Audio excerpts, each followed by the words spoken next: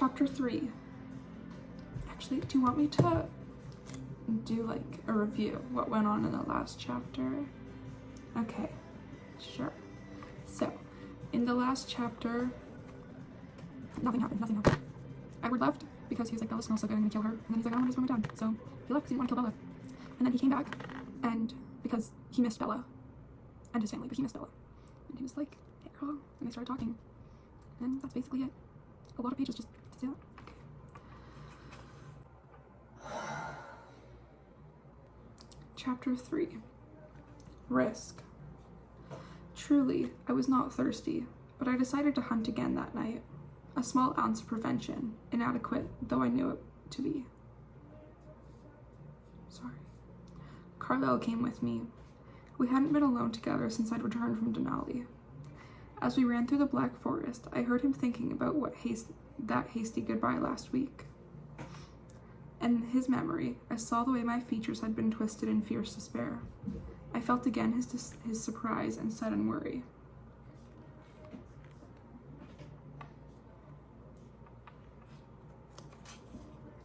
Edward, I have to go, Carlisle. I have to go now. What happened? Nothing. Yet. But it will if I stay. He had reached for my arm. I'd seen how it had hurt him when I'd cringed away from his hand. I don't understand. Has there ever been a time... I watched myself take a deep breath, saw the wild light in my eyes through the filter of his deep concern. Has any one person ever smelled better to you than the rest of them? Much better. Oh. When I'd known that he understood, my face had fallen with shame. He'd reached out to touch me, ignoring it when I'd recoiled again, and left his hand on my shoulder. Do what you must to resist, son. I will miss you. Here, take my car. The tank is full. He was wondering now if he'd done the right thing then, sending me away. Wondering if he had hurt me with his lack of trust. No, I whispered as I ran. That was what I needed. I might so easily have betrayed that trust if you told me to stay. I'm sorry you're suffering, Edward, but you should do what you can to keep the swan child alive, even if it means that you must leave us again. I know. Why did you come back? You know how happy I am to have you here, but if this is too difficult... I didn't feel like being a coward, I admitted. We'd slowed. We were barely going through the darkness now. We were barely jogging through the darkness now. Better that than to put her in danger. She'll be gone in a year or two. You're right, I know that. Contrarily, his words only made me more anxious to stay. The girl would be gone in a year or two. Carlisle stopped running, and I stopped with him. He turned to examine my expression. But you're not going to run, are you? I hung my head. Is it pride, Edward? There's no shame in... No, it isn't pride that keeps me here. Not now. Nowhere to go? I laughed shortly. No, that wouldn't stop me if I could make myself leave. We'll come with you, of course, if that's what you need. You only have to ask. You've moved on without complaint for the rest of them. They won't begrudge you this. I raised one eyebrow. He laughed. Yes, Rosalie might, but she owes you. Anyway, it's much better for us to leave now, no damage done, than for us to leave later, after a life has been ended. All humor was gone by the end. I flinched at his words. Yes, I agreed. My voice sounded hoarse. But you're not leaving. I sighed. I should. What holds you here, Edward? I'm failing to see. I don't know if I can explain. Even to myself, it made no sense.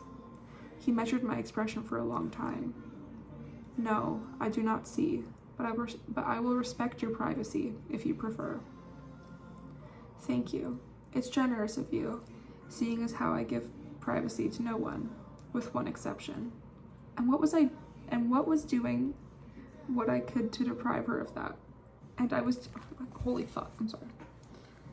With one exception.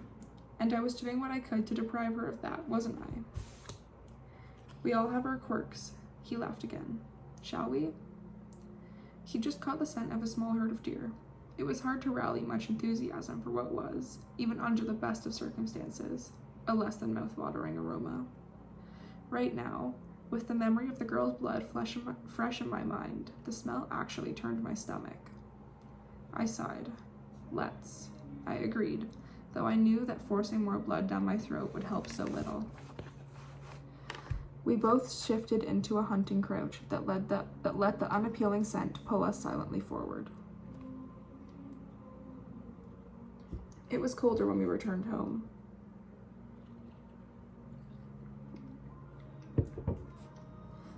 The melted snow had unfrozen. The melted snow had refrozen.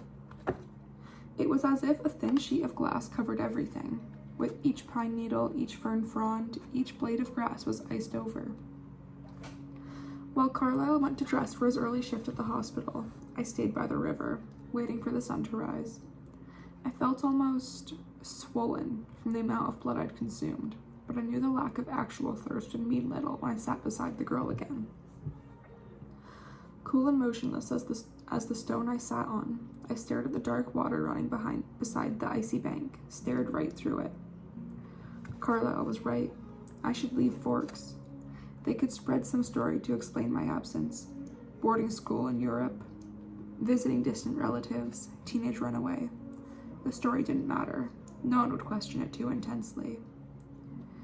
It was just a year or two, and then the girl would disappear. She would go on with her life. She would have a life to go on with. She'd go to college somewhere, start a career, perhaps marry someone. I could picture that. I could picture the girl dressed all in white and walking at a measured pace, her arm through her father's. It was odd, the pain that image caused me. I couldn't understand it. Was I begrudging of her future because it was something I could never have? That made no sense. Every one of the humans around me had that same potential ahead of them, a life, and I barely stopped to envy them. I should leave her to her future, stop risking her life. That was the right thing to do. Carlisle always chose the right way. I should listen to him now. I would. The sun rose behind the clouds, and the faint light glistened off all the frozen glass. One more day, I decided. I would see her one more time. I could handle that. Perhaps I would mention my pending disappearance, set the story up. This was going to be difficult. I could feel that in the heavy reluctance that was already making me think of excuses to stay, to extend the deadline to 2 days, 3, 4. But I would do the right thing. I knew I could trust Carlisle's advice, and I also knew that I was too conflicted to make the right decision alone. Much too conflicted. How much of this reluctance came from my obsessive curiosity, and how much came from my unsatisfied appetite? I went inside to change into fresh clothes for school. Alice was waiting for me, sitting on the top step at the edge of the 3rd floor. "You're leaving again," she accused me. I sighed and nodded. "I can't see where you're going this time." "I don't know where I'm going yet," I whispered. "I want you to stay." I shook my head. "Maybe Jazz and I could come with you. They'll need you all the more if I'm not here to watch out for them. And think of Esme. Would you take half her family away in one blow? You're going to make her so unhappy." "I know. That's why you have to stay. That's not the same as having you here, and you know it." "Yes, but I have to do what's right." "There are many right ways, and many wrong ways, though, aren't there?" For a brief moment, she was swept away into one of her strange visions. I watched along with her as the indistinct images flickered and whirled. I saw myself mixed in with strange shadows that I couldn't make out, hazy, imprecise forms. And then, suddenly, my skin was glittering in the bright sunlight of a small open meadow. This was a place I knew. There was a figure in the meadow with me, but again, it was indistinct, not there enough to recognize. The images shivered and disappeared as a million tiny choices rearranged the future again. "I didn't catch much of that," I told her when the vision went dark. "Me either. Your future is shifting around so much I can't keep up with any of it. I think, though." She stopped, and she flipped through a vast collection of other recent visions for me. They were all the same, blurry and vague.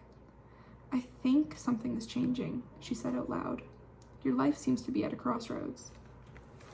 I laughed grimly. "You do realize that you sound like a carnival fortune teller, right?" She stuck out her tiny tongue at me. "Today is all right, though, isn't it?" I asked, my voice abruptly apprehensive. "I don't see you killing anyone today," she assured me. "Thanks, Alice. Go get dressed. I won't say anything. I'll let you tell the others when you're ready." She stood and darted back down the stairs, her shoulders hunched slightly. "Miss you. Really?" Yes, I would really miss her too. It was a quiet ride to school. Jasper could feel that Alice was upset about something, but he knew that if he wanted to talk about it, she would have done so already. Emmett and Rosalie were oblivious, having another of their moments, gazing into each other's eyes with wonder. It was rather disgusting to watch from the outside. We were all quite aware how desperately in love they were, or maybe I was just being bitter because I was the only one alone. Some days it was harder than others to live with 3 sets of perfectly matched lovers. This was one of them. Maybe they would all be happier without me hanging around, ill-tempered and belligerent as the old man I should be by now. Of course, the first thing I did when we reached the school was to look for the girl, just preparing myself again. Right. It was embarrassing how my world suddenly seemed to be empty of everything but her. It was easy enough to understand, though, really. After 80 years of the same thing every day and every night, any change became a point of absorption. She had not yet arrived, but I could hear the thunderous chugging of her truck's engine in the distance. I leaned against the side of the car to wait. Alice stayed with me while the others went straight to class. They were already bored with my fixation. It was incomprehensible to them how any human could hold my interest for so long, no matter how appealing she smelled. The girl drove slowly into view, her eyes intent on the road and her hands tight on the wheel. She seemed anxious about something. It took me a second to figure out what that something was, to realize that every human wore the same expression today. The road was slick with ice, and they were all trying to drive more carefully. I could see she was taking the added risk seriously. That seemed in line with what little I had learned of her character. I added this to my small list. She was a serious person, a responsible person. She parked not too far from me, but she hadn't noticed me standing here yet, staring at her. I wondered what she would do when she saw me, blush and walk away. That was my first guess. But maybe she would stare back. Maybe she would come to talk to me. I took a deep breath, filling my lungs hopefully, just in case. She got out of the truck with care, testing the slick ground before she put her weight on it. She didn't look up, and that frustrated me. Maybe I would go talk to her. No, that would be wrong. Instead of turning toward the school, she made her way to the rear of the truck, clinging to the side of the truck bed in a droll way, not trusting her footing. It made me smile, and I felt Alice's eyes on my face. I didn't listen to whatever this made her think. I was having too much fun watching the girl check her snow chains. She actually looked in some danger of falling, the way her feet were sliding around. No one else was having trouble. Had she parked on the worst of the ice? She paused there, staring down with a strange expression on her face. It was tender, as if something about the tire was making her emotional.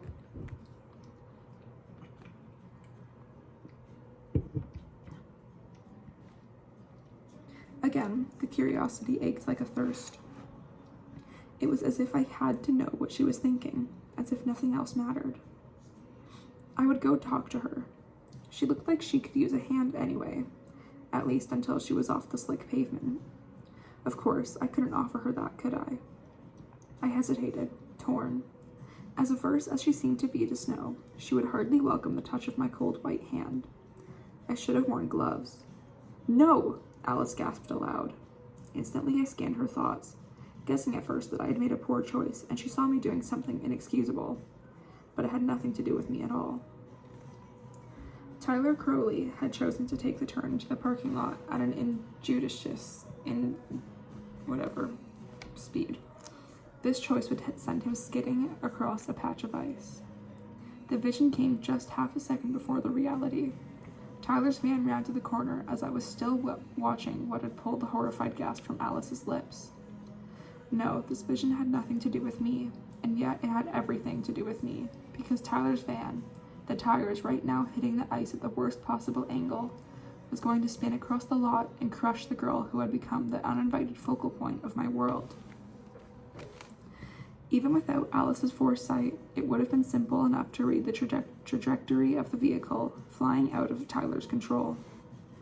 The girl, standing in exactly the wrong place at the back of her truck, looked up, confused by the sound of the screeching tires. She looked straight into my horror-struck eyes and then turned to watch her approaching death. Not her. The words shouted in my head as if they belonged to someone else. Still locked into Alice's thoughts, I saw the vision suddenly shift, but I had no time to see what the outcome would be. I launched myself across the lot, throwing myself between the skidding van and the frozen girl. I moved so fast that everything was a streaky blur except for the object of my focus. She didn't see me. No human eyes could have followed my flight, still staring at the hulking shape that was about to grind her body into the metal frame of her truck. I caught her around the waist, moving with too much urgency to be as gentle as she would need me to be. In the hundredth of a second between yanking her slight form out of the path of death and crashing to the ground with her in my arms, I was vividly aware of her fragile, breakable body. When I heard her head thump against the ice, it felt as though I had turned to ice too. But I didn't even have a full second to ascertain her condition. I heard the van behind us, grating and squealing as it twisted around the sturdy iron body of the girl's truck. It was changing course, arcing, coming for her again, as though she were a magnet, pulling it toward us. A word I'd never said before in the presence of a lady slid between my clenched teeth. I had already done too much. As I'd nearly flown through the air to push it out of the way, I'd been fully aware of the mistake I was making. Knowing that it was a mistake did not stop me, but I was not oblivious to the risk I was taking. Not just for myself, but for my entire family. Exposure.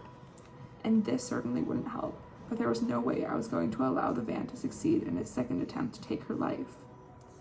I dropped her and threw my hands out, catching the van before I could touch the girl. The force of it hurled me back into the car parked beside her truck, and I could feel its frame buckle behind my shoulders. The van shuddered and shivered against the unyielding obstacle of my arms, and then swayed.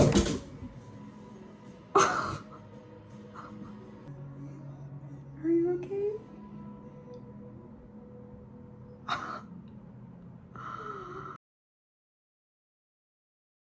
The force of it hurled me back into the car parked beside her truck, and I could feel its frame buckle behind my shoulders. The van shuddered and shivered against the unyielding obstacle of my arms, and then swayed, balancing unstably on its two far tires.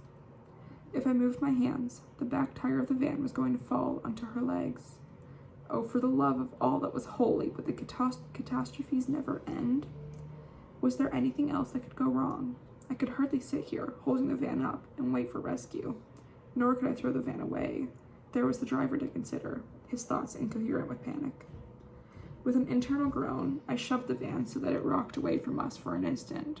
As it fell back toward me, I caught it under the frame with my right hand, while I wrapped my left arm around the girl's waist again and dragged her out from under the threatening tire, pulling her body against my side. Her body moved limply as I swung her around so that her legs would be in the clear. Was she conscious? How much damage had I done to her in my impromptu rescue attempt? I let the van drop. Now that it could not hurt her, it crashed to the pavement, all the windows shattering in unison. I knew that I was in the middle of a crisis. How much had she seen? Had any other witnesses watched me materialize at her side and then juggle the van while I tried to keep her out from under it? These questions should be my biggest concern, but I was too anxious to really care about the threat of exposure as much as I should. Too panic-stricken that I might have injured her in my effort to save her life. Too frightened to have her this close to me, knowing what I would smell if I allowed myself to inhale. Too aware of the heat of her soft body, pressed against mine. Even through the double obstacle of our jackets, I could feel that heat. The first fear was the greatest fear, as the screaming of the witnesses erupted around us. I leaned down to examine her face, to see if she was conscious, hoping fiercely that she was not bleeding anywhere. Her eyes were open, staring in shock. "Bella," I asked urgently, "are you all right?" "I'm fine." She said the words automatically in a dazed voice. Relief, so exquisite it was nearly pain, washed through me at the sound of her voice. I sucked in a breath through my teeth, and for once did not mind the agony of the accompanying burn in my throat. In a strange way, I almost welcomed it. She struggled to sit up, but I was not ready to release her. It felt somehow safer, better at least, having her tucked into my side. Be careful, I warned her.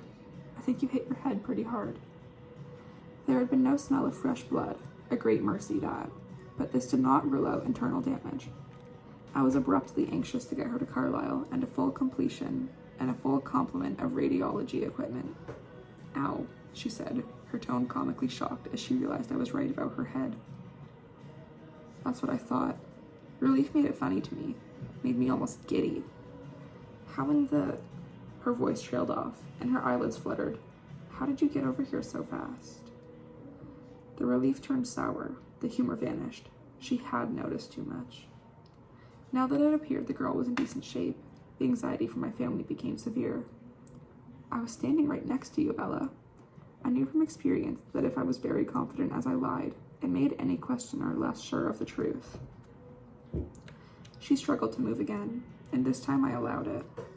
I needed to breathe so that I could play my role correctly. I needed space from her warm-blooded heat so that it would not combine her scent to overwhelm me. I slid away from her, as far as was possible in the small space between the wrecked vehicles. She stared up at me, and I stared back. To look away first was a mistake only an incompetent liar would make, and I was not an incompetent liar. My expression was smooth, benign. It seemed to confuse her. That was good. The accident scene was surrounded now, mostly students, children, peering and pushing through the cracks to see if any mangled bodies were visible. There was a babble of shouting and a gush of shocked thought. I scanned the thoughts once to make sure there was no suspicions yet, and then tuned them out and concentrated only on the girl. She was distracted by the bedlam. She glanced around, her expression still stunned, and tried to get to her feet. I put my hand lightly on her shoulder to hold her down. Just stay put for now. She seemed all right, but should she really be moving her truck? But should she really be moving her neck? Again, I wished for Carlisle. My years of theoretical medical study were no match for his centuries of hands-on medical practice. But it's cold, she objected. She had almost been crushed to death 2 distinct times, and it was the cold that worried her. A chuckle slid through my teeth before I could remember that the situation was not funny. Bella blinked, and then her eyes focused on my face. You were over there. That sobered me again. She glanced toward the south, though there was nothing to see now but the crumpled side of the van. You were by your car. No, I wasn't. I saw you, she insisted. Her voice was childlike in her stubbornness. Her chin jutted out. Bella, I was standing with you, and I pulled you out of the way. I stared deeply into her eyes, trying to will her into accepting my version, the only rational version on the table. Her jaw set. No. I tried to stay calm, to not panic. If only I could keep her quiet for a few moments to give me a chance to destroy the evidence and undermine her story by disclosing her head injury. Shouldn't it be easy to keep this silent, secretive girl quiet? If only she would follow my lead, just for a few moments. Please, Bella, I said, and my voice was too intense, because I suddenly wanted her trust, wanted it badly, and not just in regard to this accident, a stupid desire. What sense would it make for her to trust me? Why? She asked, still defensive. Trust me, I pleaded. Will you promise to explain everything to me later? It made me angry to have to lie to her again, when I so wished that I could somehow deserve her confidence. When I answered her, it was a retort. Fine, fine, she echoed in the same tone. While the rescue attempt began around us, adults arriving, authorities called, sirens in the distance, I tried to ignore the girl and get my priorities in the right order.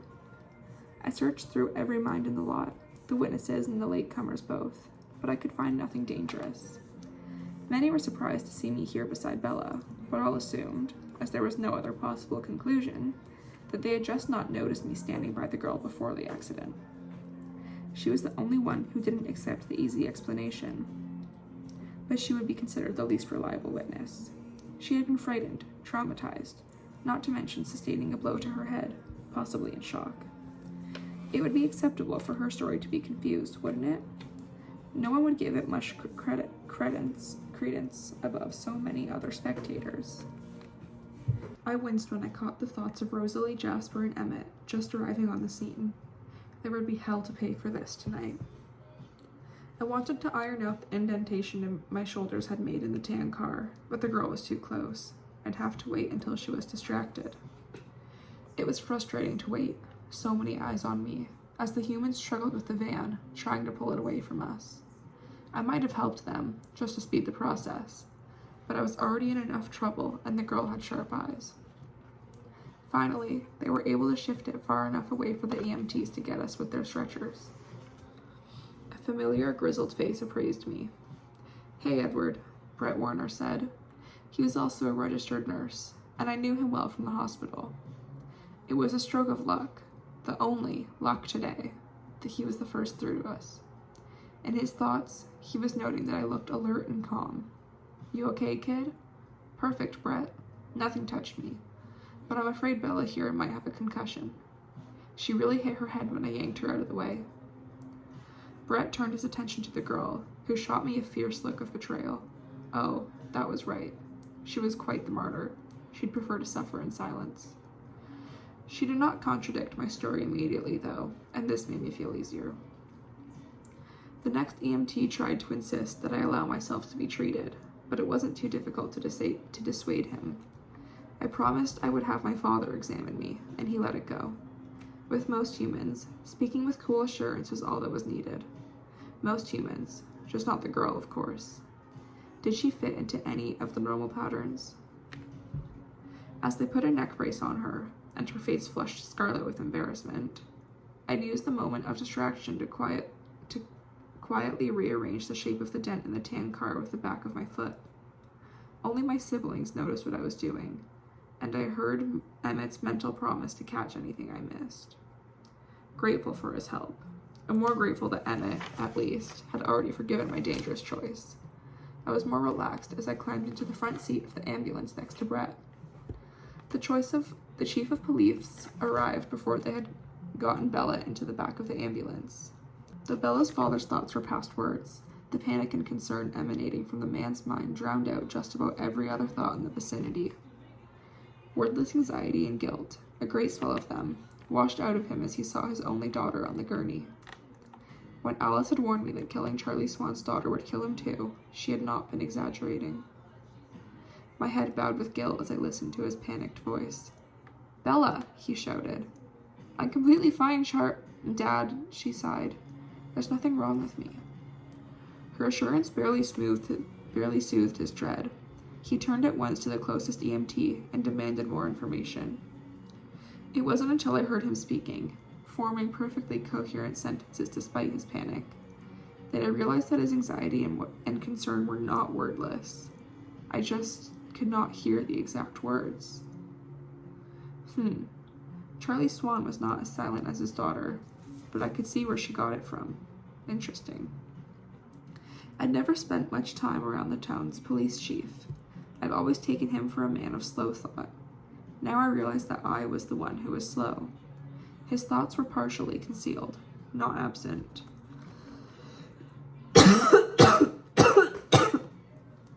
I could only make out the tenor, the tone of them. I wanted to listen harder, to see if I could find in this new, lesser puzzle the key to the girl's secrets. But Bella had been loaded into the back by then, and the ambulance was on its way. It was hard to tear myself away from the possible solution to the mystery that had come to obsess me. But I had to think now, to look at what had been done today from every angle. I had to listen to make sure that I had not put us all in so much danger that we would have to leave immediately. I had to concentrate. There was nothing in the thoughts of the EMTs to worry me. As far as they could tell, there wasn't anything seriously wrong with the girl, and Bella was sticking to the story I'd provided, for now. The first priority, when we reached the hospital, was to see Carlisle. I hurried through the automatic doors, but I was unable to totally forego watching after Bella. I figuratively kept one eye on her through the paramedic's thoughts. It was easy to find my father's familiar mind. He was in his small office, all alone, the second stroke of luck in this luckless day. Carlisle. He'd heard my approach and was alarmed as soon as he saw my face. He jumped to his feet and leaned forward across the neatly organized walnut desk. Edward, you didn't. No, it's not that. He took a deep breath. Of course not. I'm sorry I entertained the thought. Your eyes, of course. I should have known. He noted my still golden eyes with relief. She's hurt, though, Carlisle. Probably not seriously, but what happened? A ridiculous car accident. She was in the wrong place at the wrong time, but I couldn't just stand there, let it crush her. Start over. I don't understand. How are you involved? A van skidded across the ice, I whispered. I stared at the wall behind him while I spoke. Instead of a throng of framed diplomas, he had one simple oil painting, a favorite of his, an undiscovered Hussam. She was in the way. Alice saw it coming, but there wasn't time to do anything but really run across the lawn and shove her out of the way. No one noticed, except for her. I had to stop the van too, but again, nobody saw that, besides her. I'm sorry, Carlisle. I didn't mean to put us in danger. He circled the desk and embraced me for a short moment before stepping back. You did the right thing, and it couldn't have been easy for you. I'm proud of you, Edward. I could look him in the eye then. She knows there's something wrong with me. That doesn't matter. If we have to leave, we leave. What has she said? I shook my head, a little frustrated. Nothing yet. Yet? She agreed to my version of events, but she's expecting an explanation. He frowned, pondering this. She hit her head. Well, I did that. I continued quickly. I knocked her to the ground fairly hard. She seems fine, but I don't think it will take much to discredit her account. I felt like a cat just saying the words. Carlisle heard the distaste in my voice. Perhaps that won't be necessary. Let's see what happens, shall we? It sounds like I have a patient to check on. Please, I said. I'm so afraid that I hurt her. Carlisle's expression brightened. He smoothed his fair hair, just a few shades lighter than his golden eyes, and laughed. It's been an interesting day for you, hasn't it? In his mind, I could see the irony, and it was humorous, at least to him. Quite the reversal of roles. Somewhere during that short, thoughtless second when I sprinted across the icy lot, I had transformed from killer to protector. I laughed with him, remembering how sure I'd been that Bella would never need protecting from anything more than from me. There was an edge to my laugh because, Van notwithstanding, that was still entirely true. I waited alone in Carlisle's office, one of the longest hours I had ever lived, listening to the hospital full of thoughts.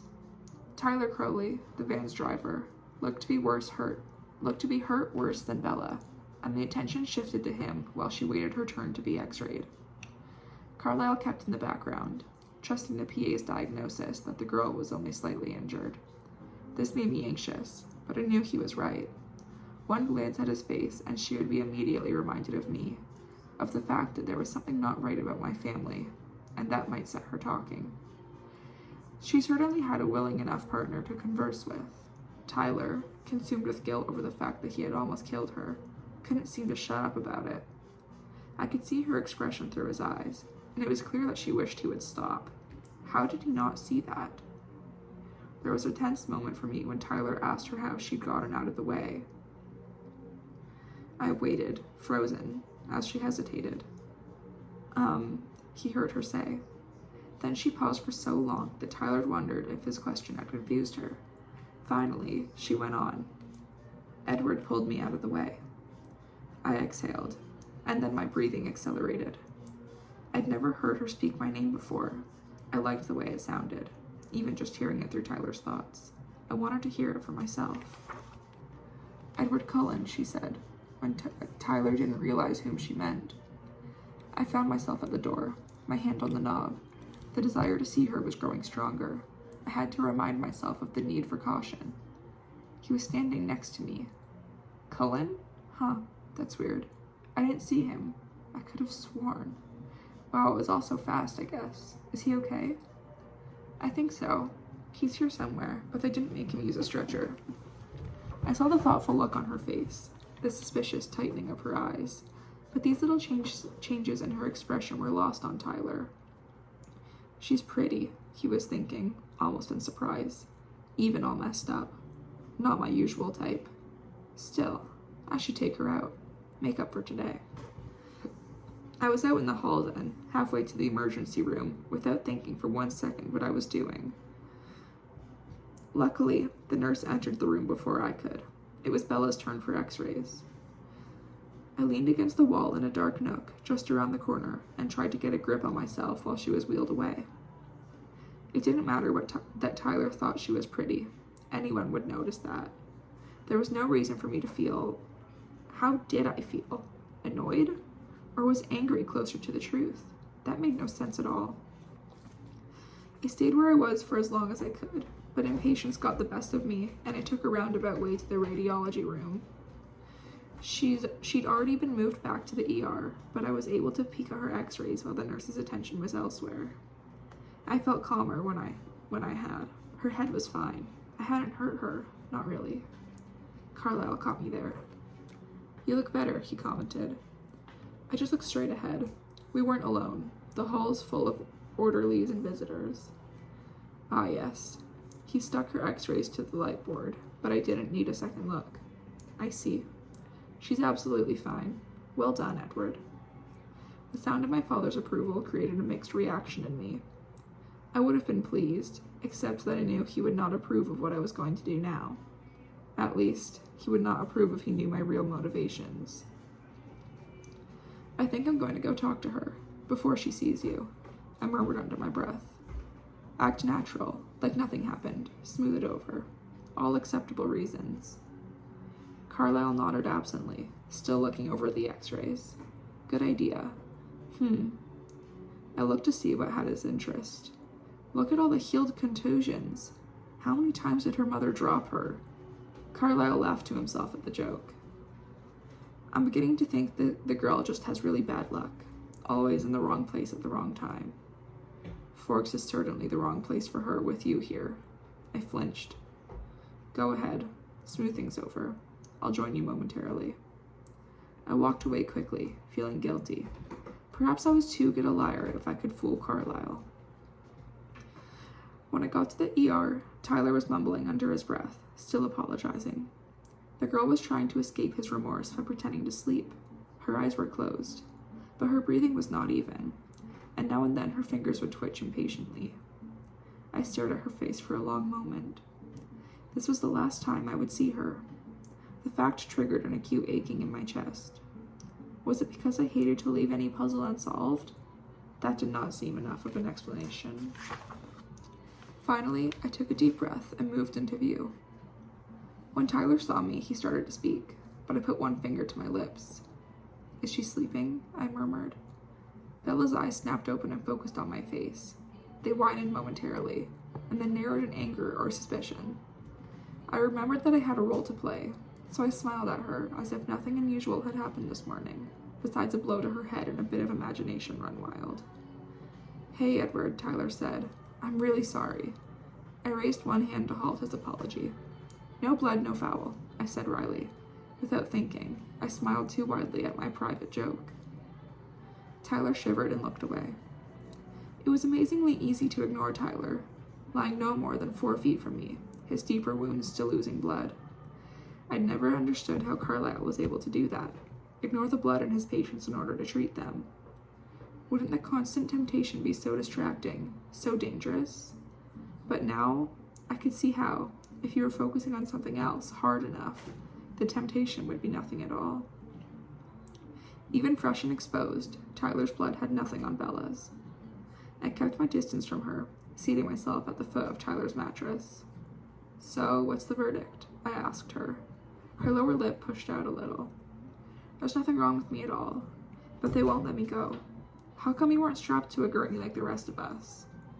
Her impatience made me smile again. I could hear Carlisle in the hall now. It's all about who you know, I said lightly. But don't worry, I came to spring you. I watched her reaction carefully as my father entered the room. Her eyes went round and her mouth actually fell open in surprise. I groaned internally. Yes, she'd certainly noticed the resemblance. "So, Miss Swan, how are you feeling?" Carlyle asked. He had a wonderfully soothing bedside manner that put most patients at ease within moments. I couldn't tell how it affected Bella. "I'm fine," she said quietly. Carlyle clipped her x-rays to the light board by the bed. "Your x-rays look good. Does your head hurt? Edward said you hit it pretty hard." She sighed and said, "It's fine," again, but this time impatience leaked into her voice. She glowered once in my direction. Carlyle stepped closer to her and ran his fingers gently over her scalp until he found the bump under her hair. I was caught off guard by the wave of emotion that crashed upon me. I had seen Carlyle work with humans 1,000 times. Years ago, I had even assisted him informally, though only in situations where blood was not involved. So it wasn't a new thing to me to watch him interact with the girl as if he were a human as she was. I'd envied his control many times, but that was not the same as this emotion. I envied him more than his control. I ached for the difference between Carlyle and me, that he could touch her so gently, without fear, knowing he would never harm her. She winced, and I twitched in my seat. I had to concentrate for a moment to regain my relaxed posture. "Tender?" Carlyle asked. Her chin jerked up a fraction. "Not really," she said. Another small piece of her character fell into place. She was brave. She didn't like to show weakness. Probably the most vulnerable creature I'd ever seen, and she didn't want to seem weak. A chuckle slid through my lips. She shot another glare at me. "Well," Carlyle said, "your father is in the waiting room. You can go home with him now, but come back if you feel dizzy or have trouble with your eyesight at all." Her father was here? I swept through the thoughts in the crowded waiting room, but I couldn't pick his subtle mental voice out of the group before she was speaking again, her face anxious. "Can't I go back to school?" "Maybe you should take it easy today," Carlyle suggested. Her eyes flickered back to me. "Does he get to go back to school?" "Act normal, smooth things over. Ignore the way it feels when she looks me in the eye." "Someone has to spread the good news that we survived," I said. "Actually," Carlyle corrected, "most of the school seems to be in the waiting room." I anticipated her reaction this time, her aversion to attention. She didn't disappoint. "Oh no," she moaned and put her hands over her face. I liked that I'd finally guessed right, that I was beginning to understand her. "Do you want to stay?" Carlyle asked. No, she said quickly, swinging her legs over the side of the mattress and sliding down until her feet were on the floor. She stumbled forward, off balance, into Carlyle's arms. He caught and steadied her. Again, the envy flooded through me. "I'm fine," she said before he could comment, faint pink in her cheeks. Of course, that wouldn't bother Carlyle. He made sure she was balanced, and then dropped his hands. "Take some Tylenol for the pain," he instructed. "It doesn't hurt that bad." Carlyle smiled as he signed her chart. "It sounds like you were extremely lucky." She turned her face slightly, to stare at me with hard eyes. "Lucky Edward happened to be standing next to me." "Oh, well, yes," Carlyle agreed quickly, hearing the same thing in her voice that I heard. She hadn't written her suspicions off as imagination. Not yet. "All yours," Carlyle thought. "Handle it as you think best." "Thanks so much," I whispered, quick and quiet. Neither human heard me. Carlyle's lips turned up a tiny bit at my sarcasm as he turned to Tyler. "I'm afraid that you'll have to stay with us just a little bit longer," he said as he began examining the superficial lacerations left by the shattered windshield. Well, I'd made the mess, so it was only fair that I had to deal with it. Bella walked deliberately toward me, not stopping until she was uncomfortably close. I remembered how I had hoped, before all the chaos, that she would approach me. This was like a mockery of that wish. "Can I talk to you for a moment?" she hissed at me. Her warm breath swept across my face, and I had to stagger back a step. Her appeal had not abated one bit. Every time she was near me, it triggered all my worst, most urgent instincts. Venom flowed in my mouth, and my body yearned to strike. to wrench her into my arms and crush her throat to my teeth. My mind was stronger than my body, but only just. "Your father is waiting for you," I reminded her, my jaw clenched tight. She glanced toward Carlisle and Tyler. Tyler was paying us no attention at all, but Carlisle was monitoring my every breath. "Carefully, Edward." "I'd like to speak to you alone, if you don't mind," she insisted in a low voice. I wanted to tell her that I did mind very much, but I knew I would have to do this eventually. I might as well get on with it. I was so full of so many conflicting emotions as I stalked out of the room, listening to her stumbling footsteps behind me, trying to keep up. I had a show to put on now. I knew the role I would play. I had the character down. I would be the villain. I would lie and ridicule and be cruel. It went against all my better impulses, the human impulses that I'd clung to through so many years. I'd never wanted to deserve trust more than in this moment, when I had to destroy all possibility of it. It made it worse to know that this would be the last memory she would have of me. This was my farewell scene. I turned on her. "What do you want?" I asked coldly. She cringed back slightly from my hostility. Her eyes turned bewildered, her face shifting into the very expression that had haunted me. "You owe me an explanation," she said in a small voice. What little color she had drained from her ivory skin. It was very hard to keep my voice harsh.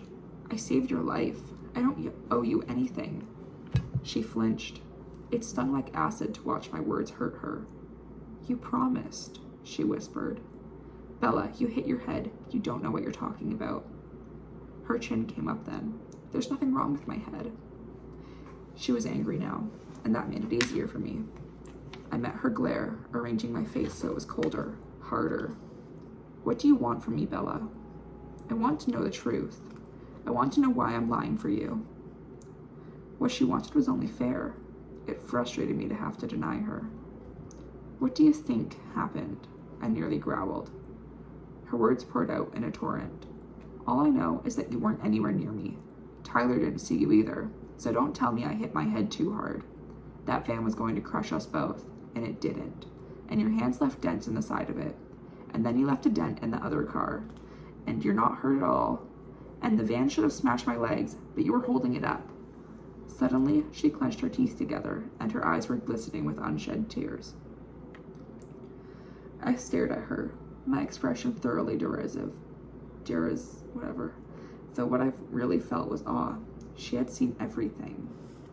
"You really think I lifted a van off you?" I asked, elevating the level of sarcasm in my tone. She answered with one stiff nod. My voice grew more mocking. "Nobody will believe that, you know." She made an effort to control her emotions, her anger, it looked like. When she answered me, she spoke each word with slow deliberation. "I'm not going to tell anybody." She meant it. I could see that in her eyes. Even furious and betrayed, she would keep my secret. Why?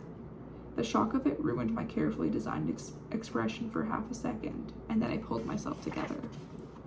"Then why does it matter?" I asked, working to keep my voice severe. "It matters to me," she said intensely. "I don't like to lie, so there better be a good reason why I'm doing it." She was asking me to trust her, just as I wanted her to trust me. But this was a line I could not cross. My voice stayed callous. "Can't you just thank me and get it over with?" "Thank you," she said, and then she fumed in silence, waiting. "You're not gonna let it go, are you?" "No." In that case, I couldn't tell her the truth if I wanted to, and I didn't want to. I'd rather she made up her own story than know what I was, because nothing could be more than the truth. I was an undead nightmare, straight from the pages of a horror novel. "I hope you enjoy disappointment." We scowled at each other. She flushed pink and ground her teeth again. "Why did you even bother?" Her question wasn't one I was expecting or prepared to answer. I lost my hold on the role I was playing. I felt the mask slip from my face, and I told her, this one time, the truth. "I don't know." I memorized her face one last time. It was still set in lines of anger, the blood not yet faded from her cheeks, and then I turned and walked away from her.